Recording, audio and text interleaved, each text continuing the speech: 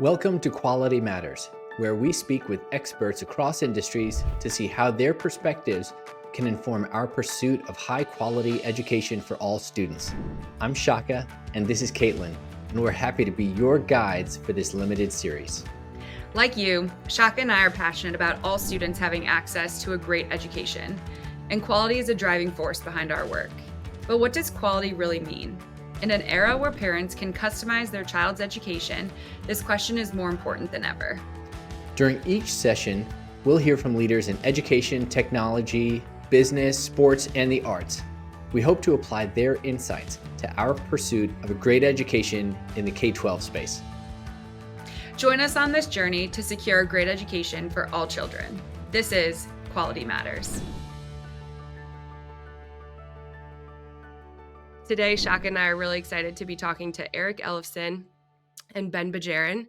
Erik is joining us from San Jose, California, and is the Director of Networks and Improvement at Baylor University's Center for School Leadership. Erik is one who has done just about everything in a school setting and even outside of a school setting, and he never disappoints in having conversations. Joining Erik is Ben Bajarin.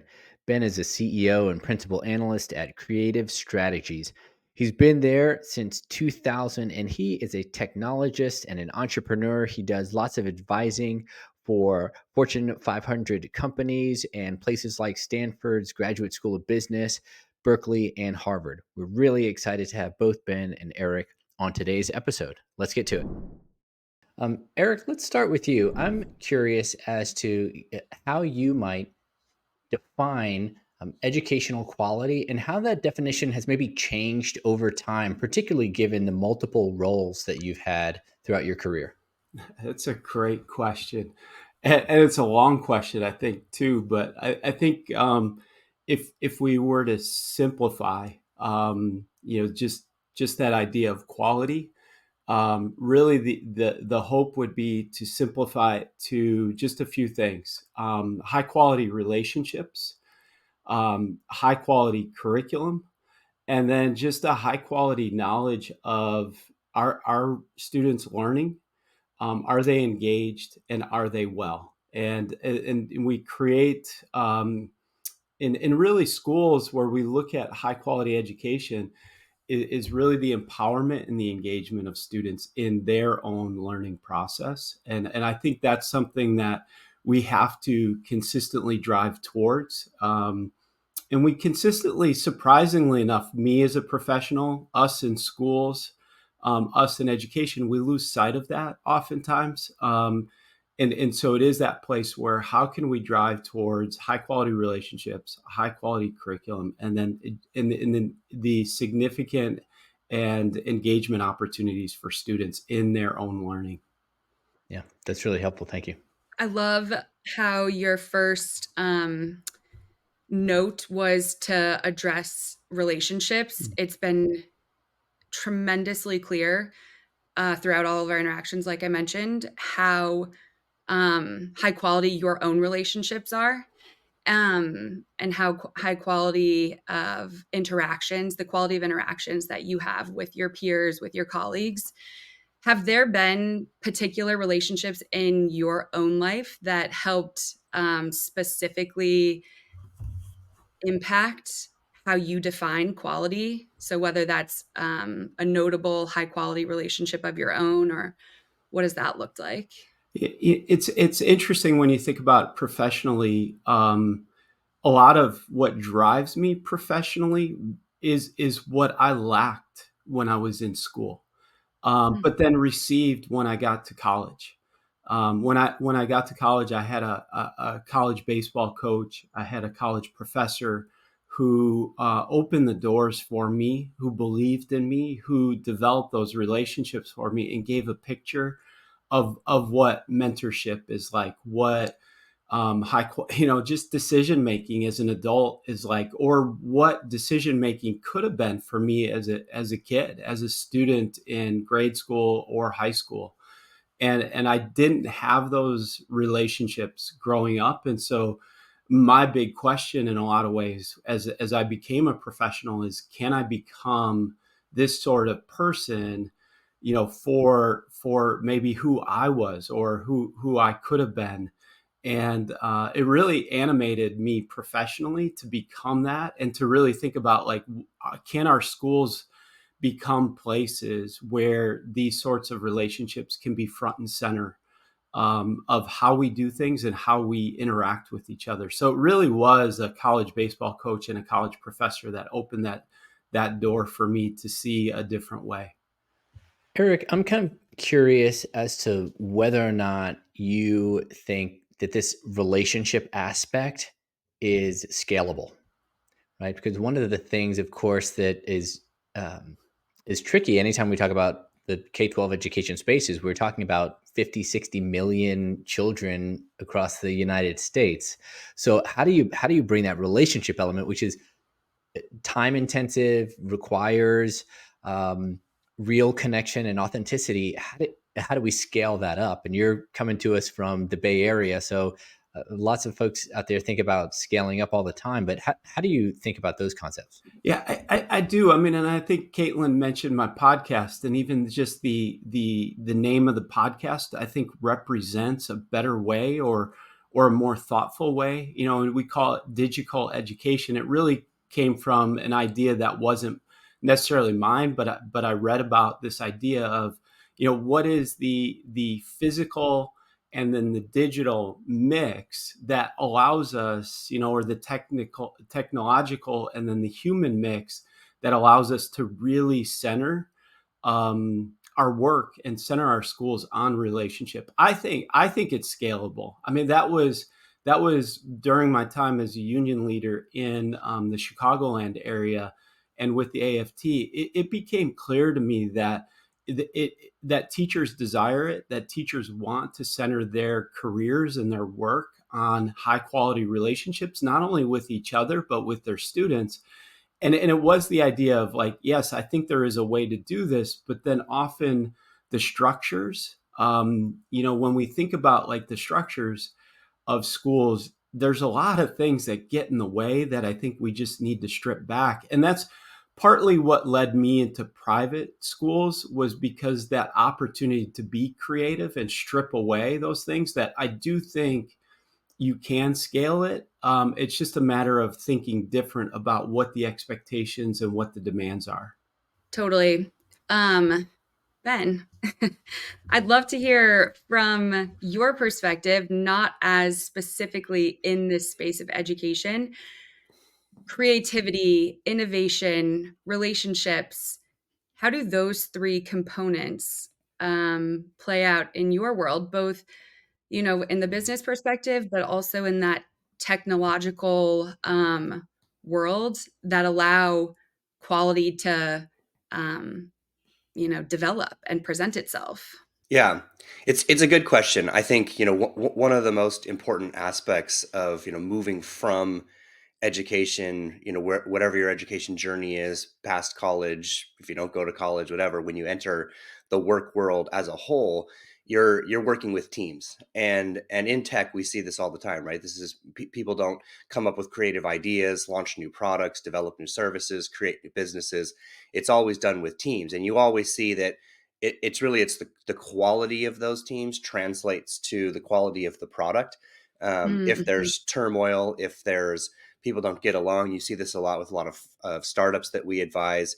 There happens to be churn because the team wasn't there, and then you see companies that had this really really good team from beginning, which is all those things. It's relationships, it's their ability to work together, it's conflict resolution, it's having trust in each other. It's a whole host of things that lead to, in this case, really really great products, services, a great culture, which is such an important part of both a team. Your team's got to have a good culture, but obviously the broader company as well.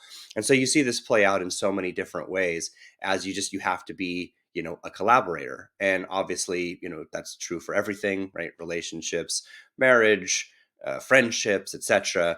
And all of that, I think, sort of stems from that same ability to get along, to do things together, to overcome odds, to go through challenges and strife. Because again, right, in the business world, sometimes your products is delayed and executives are hammering down on you because your timeline's late and you guys got to pull all-nighters for a week. So there's a lot of stress that goes into that, and having that good base of being able to be relational, and then just strive at having great relationships. You see it play out all the time in teams in the business world.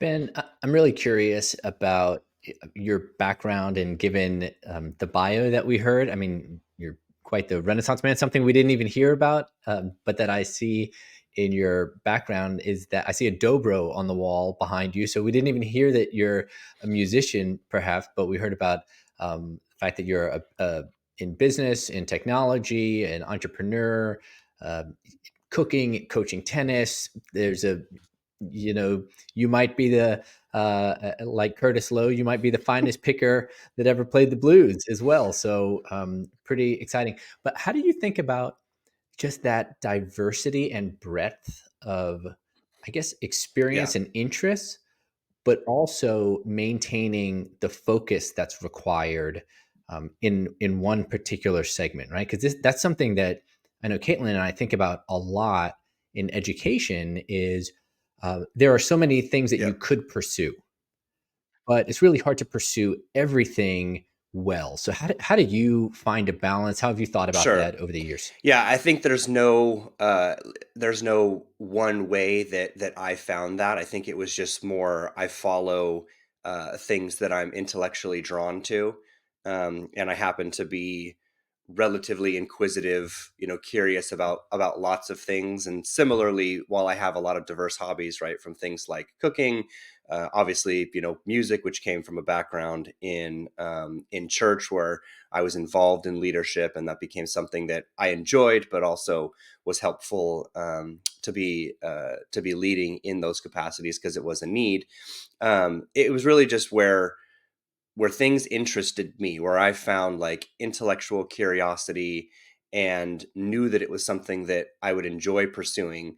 I did, right, which also comes from meaning that you try a lot of things. There's lots of things that I know I don't like, and as a result of just having all those diverse experiences, I honed into the things that I thought were really valuable, interesting, scratched an itch, any number of things, right? But it was all just sort of stemmed from a broad set of experiences, and then which I think is just sort of based off my interest to try lots of things, to do new things, to see what I like and what I don't like, and then just spend time really diving into the things that pique my interest, and like I said, are continue to scratch some form of my intellectual itch, and at the same time, these are all things that you can continue to get better at. So I'm not, get to a certain place and then stop. Like I'm still trying to learn and progress, and get better at all of these things, all of my hobbies, and just continue to learn, right? Be a lifelong learner, but do so in the things that bring me meaning, value, and at the same time keep me intellectually interested. I think it's really interesting. Shaka and I talk about quality all the time. And most of the time when we talk about quality, we're talking about quality outcomes. And yet, the start of this conversation, we talked about outcomes. Those were inherent in the questions we posed to you both. But both of your answers were so focused on the quality of input, Mhm. which inherently produces this high quality output. And so to bring this back to education and students and kids, which I think, education is unique because it's something every single person has experienced, whether it's been formally through schooling, whether it's been just through learning that they, how to taste food or how to eat food, whatever it is, you've been educated. So everybody has thoughts and opinions. So we've talked about all of these, the quality of input that we put into things, that we put into our interests, that we put into our hobbies and professional lives. How do we translate or transfer this idea to students, like through schooling? How do we communicate to students that it's about your input and that the higher quality of your input, whatever that looks like, will highly likely produce a high quality output? Again, whatever that looks like. Well, I'll go first, and then maybe Ben can jump in, and Ben can even share a little bit of his personal experience of, kind of the inputs that his educational experience had that were different than the expected outcomes. But I think like a couple things come to mind for me really briefly. It's first, it's having a humans before outcomes perspective. It's really, we focus in on outcomes so much in education that we forget the humanness of what we're Mhm. doing, and so it's the human before outcome. And then I think the other thing that we look at, and should consider is the idea of, and we're learning this, I think it's in educational psychology, and then just even in the broader world, as we look at habits before goals. We consistently talk about goals and the outcomes of goals. Where are we going? What are we doing? Where do we see ourselves in 5 years? Rather than saying, hey, what are the habits that I'm building in myself for a high character person, for high quality relationships, even for what Ben, discovers, the habits of discovery, the habits of curiosity, and the habits of even failure, of saying, you know what, like I tried that and I actually, am not good at it, or I don't like it. And so I'm going to move on and move towards something else. And so I think those two things, if you can get the mix of humans before outcomes and the humanness of what we do, and really focusing on habits before we, focusing on the goals. Those are two things that I would say, just generally speaking, would be places for us to start. Yeah, and I think what Eric's probably alluding to is that I didn't have the best educational experience. I think you go back to wherever we were 20 something years ago, 30 something years ago, and obviously most educational environments are focused on an outcome, and so the way in which you study that curriculum, that you produce test results, is designed for that income outcome, and that's very rarely tied to any sort of real world value when it comes to putting you out in the real world. And so I think when you have some of those experiences where it's you either have to figure out how to learn from yourself. You either have to figure out what works for you because somebody isn't helping you realize you might learn in a different way, the kind of things that you need to get your hands dirty with, or visually, or the process itself is different for so many different people.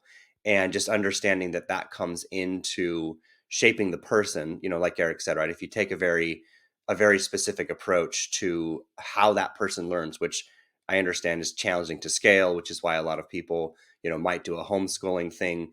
But this idea, like, that each person needs an educational plan, makes a ton of sense. Like, this is the kind of thing you would do to develop leaders in the business world, right? You would start by saying, did you take a personality test? Any number of things that you do. Almost every company that I started at working at had some level of that, right? Your manager needed to know, who are you? What's your personality traits? How can I manage you? And then from that, be able to put you in the best position to succeed. So there's a lot about that, being able to understand what's right for that person. And then from that, right, either set the expectations or derive those outcomes, but within a way that is not the worst way or a bad way, right, to advance this person. Yeah, I really like both those thoughts. I mean, the thought about habits, I think we'll probably get into some more in later conversations. And Ben, you sort of preempted a question that I was going to ask you, and that is there a practice that you think should be transposed from the business world to the K-12 education space that you think would be a lever, that, boy, if we were to pull this, this would be high impact? I mean, you sort of indicated already, like getting to know, maybe it's students, maybe it's faculty, on an individual basis, not assuming that they're just cogs kind of in a wheel, or if that metaphor works. But are there other practices that you think, boy, that's a best practice truly, that could work in a different setting, in the education Yeah, setting? I mean, there's probably several, right? I mean, obviously the first one's going to be just really facilitate and foster collaboration, right? On everything, right? I mean, maybe it's just people want to work together in class to learn math.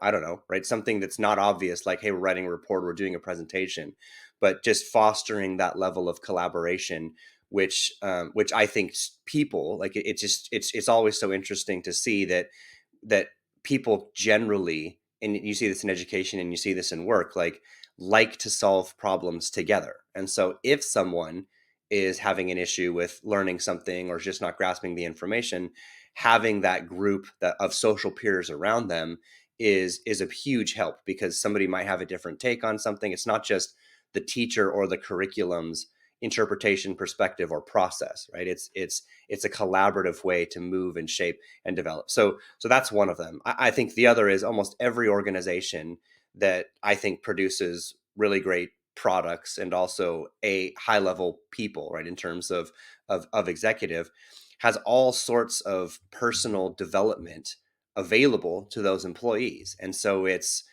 again, go learn, a sport, right? They've got, psychologists available. They've got a whole path of just career and other development, right? Go learn a new subject, go learn a language, and they support these things. And so there's just a tremendous amount of diversity that they push to say these are healthy things for you to go do, health and wellness, like you name it, right? And so it's a very holistic approach, right? A company has a holistic offering that's not just come to work, sit down, fill out reports, produce a something. And so those are the best cultures, because that's really, right, what humans want. We're sociable, we're curious, we like engaging in diverse things. Our idea of fun, joy, and happiness spans from a myriad of things, right? Not just these. So I think the more that work understands that, and schools can understand that, it doesn't become a place that you dread going. And there's a very big difference between that, where there's companies where people are like, I love my job, I love this company, I love my team, I love my culture, I love what I'm working on. And there's other people that, where again, we could critique said companies that are failing at those things, where they're like, I hate my job, I don't want to go here every day, I don't like my manager, and yada yada yada. And so the same thing goes in with education, because we talk to students. My girls are both in college, and there's been like these rocky journeys, but you come across people who are like, I really don't like it, I don't like going to school, it doesn't work for me. And so I think there's having that approach, so that when you do those things, it becomes something that you're feeling fulfilled in. There's you feel like you're being developed, right? You're moving toward a goal. Your mental, your curiosity, that itch is being scratched, and it's just fostering that, right? Which again comes back to Erik's original point, which I think is true of all these things, is you got to develop the person. You got to have a process to pour in and mold and develop people. And that's just more holistic than really, I think, people appreciate in education, and even in a lot of parts in the workplace. I love all of the discussion around diversity of experiences, diversity of the people having the experiences, diversity of the situations. And I think everything you were just saying, Ben, about, people are social beings, they're curious, they're interested in this collaboration. So there's a lot of difference.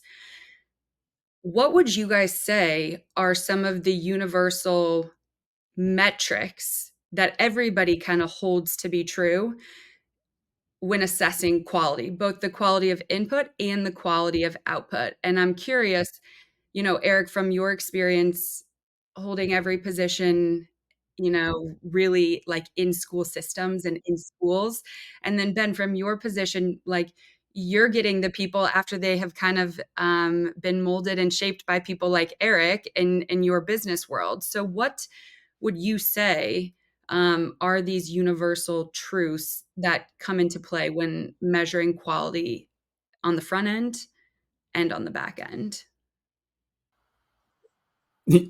Ben, take a shot. Ben, take a shot, because I've been going first. You go first, then I'll go second. Oh, okay. So I think the metrics, in honestly, is often not perfect, right? Because in this case, it really comes down to um, the process that an organization has, and then the things that they allow people to be responsible for, right? So, if you've worked in any corporate environment, you know that your managers give you, reports on, um, just in general, right? They give you a critique, right? And which again, that can sometimes be done very, very well. and sometimes be done terribly.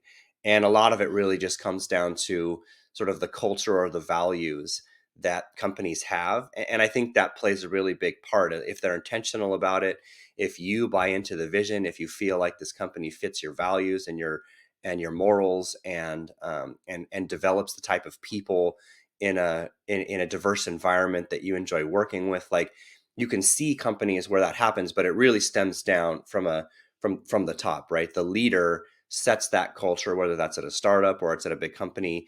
I have an example of this actually that I think is super interesting. So, if you followed Microsoft for any length of time, you know that they are that they have a long history. They create a lot of good things. What people probably don't know is that when Bill Gates retired, one of the other early employees of Microsoft, Steve Ballmer, took over. And during this period, Microsoft was okay. They certainly missed a couple of major mega trends in the industry, but it was becoming the type of place that wasn't the best to work, or so we hear. And you could see this in culture from meetings that we had, and it was kind of stale. It got stale, and not that Steve Ballmer was a bad guy. He just had a very different process of leadership and vision, how he picked executives, how those executives managed people, and it was, like I said, stale would just be the best word. Then when he retired, the current CEO, Satya Nadella, took over, and I was there meeting with them within a 6-month period of this happening. So I met with them in high level sort of meetings and discussions right at the end when Steve Ballmer was there, and then 6 months after Satya Nadella showed up, and it was like it was an entirely different company. And the people didn't change; they were the same people that were there. They just had a different leader with a different vision, with a different set of energy, with a different who wanted to embed a different culture. And it was like all of a sudden, this company is reinvigorated. And now, if you looked at Microsoft, right, they're the most valuable company in the world by market cap, and arguably one doing some of the most innovative stuff out there. And again, the people didn't change. It was the leader changed and brought an entirely new mindset and culture that invigorated those people, really got the most out of them, in even though the environment they were in before was just sort of more stale. So I think of it in terms of that way, that it's just so important that you have the right culture, the right process. And then the point there again is that it didn't need new people, right? Management consultants will say, well, it's always people, process, and purpose, right? And so they're always used like those 3 Ps. But to see companies be able to turn around with the same people just shows you how much it really is driven by vision, leadership, and culture. And that's really where I think when that's done well, and there's certainly things you can apply to that, to all of our stages prior to business, you can see all of that from that person, right? Be able to flourish and succeed, because again, they're put in a position where there's more freedom, there's more creativity, there's more about the culture that just suit kind of who they are. Well, and then even for me, I would translate what Ben just said, and there are ways, and I think schools are doing this better, and we get to do this at Baylor quite a bit, where we get to survey not only school leaders, but educators and then students, and I think there's a few questions that in those surveys that you can ask that will tell you a ton of things that connect with Ben. Do I have a champion? Do I have someone who believes in me? Whether that be a teacher for a student, whether that be a school leader for a teacher, do I have somebody that is my champion? Do I have a friend in the work? That's a huge indicator of engagement in school, but then also in the workplace. Do I have a friend in the work? And that gets to the collaboration, that gets to the relationship for students, and for teachers. The other thing is am I trusted? Am I trusted to do really good work? Am I trusted to do the work that I need to do? Am I trusted to pick the right work for me and for the outcomes that we're looking for? And that goes all the way down to students. If students feel trusted, they're engaged. And then the last thing I'll say, and it's really, these are easy questions to ask, is do I get daily feedback on my progress and on my work and how I'm doing and how I'm interacting and how I'm connecting? And as we drive towards, in a world that you're going to drive towards those outcomes, can we ask those simple questions? Do I have a champion in the work or at school? Do I have a friend in the work or at school? Do I feel trusted in my work and what I'm doing and what I'm studying? And then do I get feedback on it? And if you can ask those questions, and get those, like, it's self-reported, but there's a huge connection between people's engagement, well-being, and the positivity, or the affirmations to those questions. And I think, like, if we could let's simplify it down to those things. Great answers. Eric and Ben, I think we could do this for a long time, which means that we will have to do it again. I hope you'll join Caitlin and I again.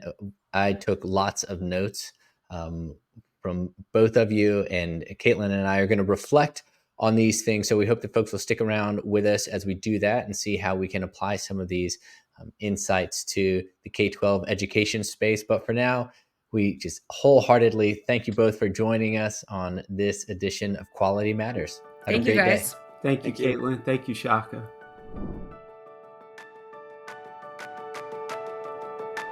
Well, thanks for joining us for that conversation with Eric and Ben. Caitlin, I thought that was great. That was my first time meeting those two gentlemen, and I definitely have a lot of things that I'll take away from that conversation. But what are you thinking about afterwards? I think the one thing that stuck with me was this idea of input versus output. We talk about quality, and my initial thought when I'm reflecting on quality is, what was the quality of my output? What was the quality of the report I just wrote? The quality of the proposal I just gave? But something that was so interesting that both of them touched on in different ways, Eric's in the education space, Ben in that business and technology space, was this idea of the quality of input being the determinator for the quality of output. Mm-hmm. Output. Duh. I mean, we can understand that, but the way they broke it down, um, the quality, of how you practice all of your different instruments, of how you nurture your interests, and how you understand your employees or your coworkers in order to establish a relationship that allows you to build a successful product. How do you understand your students so that you can meet them? Like, all of the necessary work that goes in to something to create a high quality outcome was really kind of eye-opening for me. Mm-hmm. Mm-hmm. Yeah, I thought that was an interesting piece as well, and particularly, I think it was Eric who was talking a little bit, or maybe it was Ben who was talking a little bit about like professional development, and I Mhm. thought, oh boy, how many teachers would say that they love all of the PD sessions that they've done, Yeah. right? And the answer is, I think, unfortunately, only a very small percentage of folks that would say, "Oh yeah, they're always so great." And I think sometimes we assume that just because it's called professional development means that we're really doing the hard work. Whereas sometimes I think it's just throwing up a slide deck and people aren't paying attention, and maybe it's not meeting the specific needs, or gaps that say faculty members have. And so there's better ways to improve outcomes downstream by being more thoughtful about what's going in, on the front end. Yeah. Yeah, totally. What did you think about the idea of the quality of the environment? So, you know, Yeah. now, I mean, I hear all the time about the importance of like the quality of um your workspace, or the there's just this idea of the quality of the environment having a huge impact.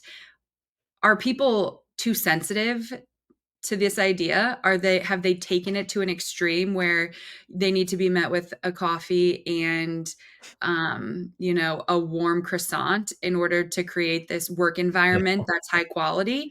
Yeah. Or is there really something to this where when you have a high quality work environment, your product and your output is high quality? If you have teachers that are met with these fostered in an environment that is high quality, the outcome of their students is going to be better. What are your thoughts? Yeah, I'll admit, I think I'm a little bit conflicted about this one, Mhm. because on the one hand, yeah, things like physical setting matters, I believe. Um, one of the first thing I learned when I became a professional, was sort of done with school, was to ask uh, your manager, um, and as a manager to then ask your staff, like, do you have the tools you need to do this job? Hmm. Right? Because if, as an employee, for instance, you don't have the tools, then you're always going to feel like you're at a loss. There's going to be anxiety about, well, how can I get this job done if I don't have the tools? Right. So the implementations do matter. The physical space does matter. But I guess I don't want to take that too far, because then I think we might, in the education space, we might ask schools to do things that I think are not really within the locus of control for schools. So, for Mhm. instance, if we said, well, in that case, then um, the physical surroundings for students at home matters, because that's, they're carrying that with them when they come to school. On the one hand, yes, that's true. On the other hand, do I think a school district is equipped to handle the home life situation, like the physical structure for every student? Definitely not. Right. So Yeah. that's where I'm a bit conflicted. Neither Ben nor Eric sort of said that, but that's where I would say you've got to think about what's within your locus of control, and be great at the things that are within that sphere. Um, yeah. And, one of the things that they did say was, people need to feel challenged and then they need to feel supported. Yep. They're curious beings, they're social beings. I loved when Ben talked about that. My impression, my interpretation was like, if those um, attributes are present in an environment, if people are fostering creativity, fostering collaboration, fostering support and challenge and community, that's the environment that allows people to thrive. That is the high quality nature of an environment that allows people to Mhm. produce a high quality product. Yeah. Um, Yeah. and Well, things like that, to your point, I feel like are able to be replicated in these different places. and this is where, and I'm a school choice guy, but this is where I think, unfortunately, a lot of public school districts have major challenges, is because I think they are both too large to be nimble, Hmm. and they're often too bureaucratic, um, to foster the kind of environment that takes faculty and students seriously on an individual basis and on like a personalized basis. Right? There's a big difference if you're the head of school for a school with 300 students, or you're the superintendent for a district with 85,000. Mhm. It just necessarily, you can't give the same kind of attention to the students. That's not a moral failure. It's just a scale problem. Mhm. I also think that when something that Eric said, he, looking back at my notes, but he talked about the leadership, vision, and culture being really important. And I think that's something that um, a lot of, not all, but a lot of public school districts really struggle with. Having a consistent vision is really challenging in an environment where, for instance, I think the average tenure of urban superintendents is less than 3 years. Well, Hmm. how do you have a consistent vision if leadership is changing every 3 years? And Ben gave that really interesting story about the CEO changes at Microsoft, and just Mhm. what a shift that was. Well, Mhm. imagine if you were doing that every 3 years, right? So a student from K through 12 in a district, you're going to have 4 or 5 different superintendents in that time. That's just, where's the through line for vision and culture in an environment like that? And that's really challenging. And I think that's something that private schools don't have to contend with because they can be a little more mission oriented. Yeah. Yeah. I mean, I think that just reminds me of this other string that was sort of present throughout the conversation, this idea of relationships. You know, Mm-hmm. we heard a little bit about impactful relationships that Erik had that developed him into the type of educator and leader he has now proven to be. Um, the consideration of humanity in all of these things, Mm-hmm. in leadership changes, and acknowledging as the leader the effect it has on the rest of the team from a human perspective, not necessarily from that, you know, not necessarily from another perspective, but literally just from the human perspective. I think that's interesting, which again feeds into this notion of the importance of relationships, the quality of the relationships people have. Do you think that there's a way the conversation we just had and the reminder of how important relationships are, is it going to make you do anything differently as you go forward? Yeah, that's a good question. I mean, um, I think as leaders in any industry, the more empathetic we can be with, our colleagues, Mm, and customers. If you're in a setting where you have customers, I think that's really important. In fostering a culture, I do think having an ultimate goal to which you can orient everyone is also super important. I mean, yeah, no surprise for Erik, who has experience as someone. Um, I mean, he mentioned working for a national teachers union, specifically hearing teacher grievances, right? That he would be attuned. I mean, that, by the way, that sounds like a really challenging job. Um, I was a charter school administrator and I would hear teacher grievances just within our building.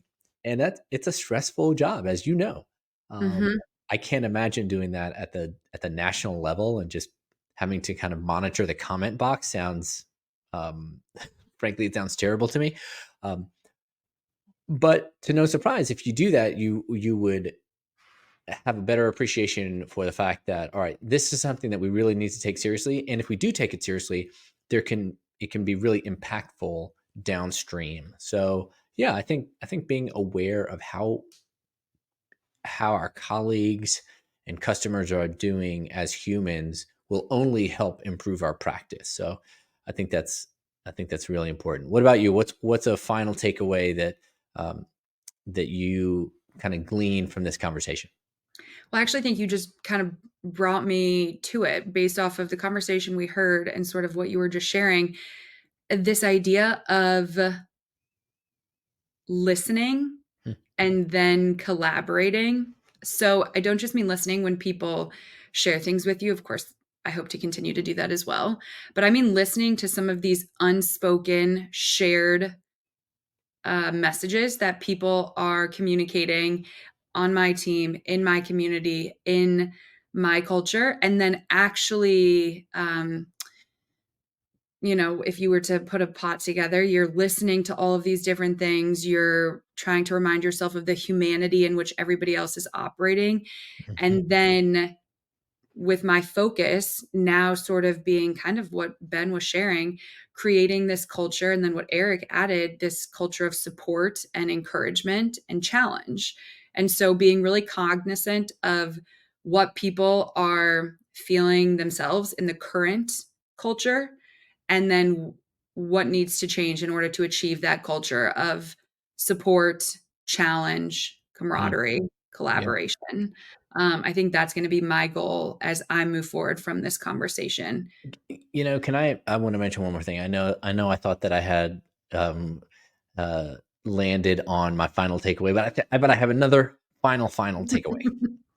And it's something that Erik was talking about. He was discussing these habits, and I thought that was really interesting. This idea uh, that in addition, maybe in addition, or maybe in place of teaching skills, and this is more about students, and he's working with college students there at Baylor, but not just teaching. Okay, what are the practices? Mhm. Right? What is the I mean, you know how this goes. Like, what are the classroom management skills? Okay, those are important, and I assure you, if you're thinking about teaching and you don't have classroom management skills, you should think about something else, because that is a real thing. Mhm. But he talked about also developing habits of success, and I think that's really Totally. underappreciated. I can see. I mean, I'm looking over your shoulder and see a what I know to be a marathon, a medal from finishing, a marathon, right? Yeah. Okay. That, and you and I have commiserated about some running experiences that we've had. Well, most people, nearly all people who finish a race, just the way that numbers work, do not win said race. They don't actually win the marathon or the half marathon or whatever, the 10K, 5K. Um, but what you learn in the process of training for those things, right? Those habits that you learn, it's kind of like that NCAA ad. Most of our graduates go pro in something other than sports, right? Love But that. why is sports such an important kind of thing? Because you learn habits. You learn about losing with grace. You learn about winning with grace. You learn about the getting injured and things out of your control. So what habits uh, are we inculcating future teachers with, students with? This became a big thing with, when grit, we were talking about grit sort of 10, 15 years ago all the time. And I think there's a lot of merit to that. Um, yeah, that's something I need to reflect more on. What are those habits of success? And are our schools environments that allow those habits to thrive? Or do we too quickly kind of, um, shut things down and say, oh, we don't want to do something because maybe it's too challenging or too hard or what have you? I think the habits and the practice can be really powerful. Yeah, I agree. I'd be curious for anybody that's listening what those habits are for them, those habits for success, and what those cultures of those high quality cultures that they're developing look like. So, what are the habits of success that you're currently practicing that you'd like to develop further? And then, what does your high quality culture that is creating successful outcomes look like? I Yeah. would love to know those things. Yeah. So, reach Yeah. out and let us know what those are. Yeah, those are great questions. I think that's a good place to stop the conversation for now, but we'll pick it up again on another episode. Thanks, Caitlin. Thanks, Shaka.